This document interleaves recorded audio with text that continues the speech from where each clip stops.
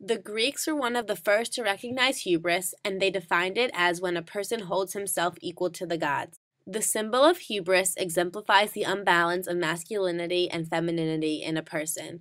In the case of hubris, the masculinity is overpowering the femininity of a person.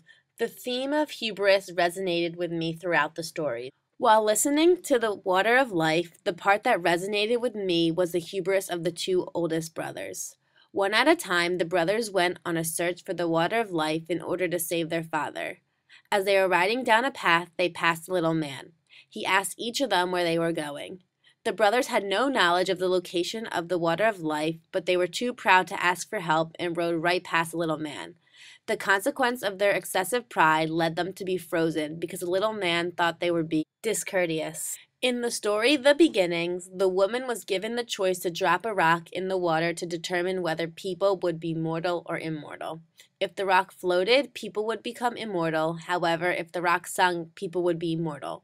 The woman had excessive self-confidence and believed that the rock would float. When she dropped the rock, she was proven wrong as the rock sunk, and her son died as a consequence of her action. At the height of his rule as emperor, Napoleon made a crucial mistake. Win after win, Napoleon's successes created the excessive pride that made him believe that he was undefeatable. He made the mistake of beginning a two-front war. He was fighting the Peninsular War on one front and the Russian invasion on the other front. With the divisions of troops, Napoleon's army was able to be stopped, and the defeats eventually led to his downfall. In a more recent event, hubris can be seen in the designer of the Titanic, Thomas Andrews. He created a beautiful ship, but only decided to put lifeboats on one side of the ship. He thought that the lifeboats took away from the aesthetics of the ship. However, the amount of lifeboats was only enough to hold half of the ship's passengers.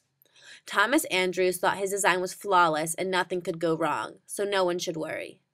As we know, the Titanic hit an iceberg and many people died as the ship sunk to the bottom of the ocean. As I thought about hubris on a personal level, I started to see a potentially useful part of it. To be a competitive athlete, I believe a person needs to have some hubris. A person believing they are better than the competition motivates them to perform well. So there has to be a fine line between hubris being useful and harmful. The question is, where is the line drawn?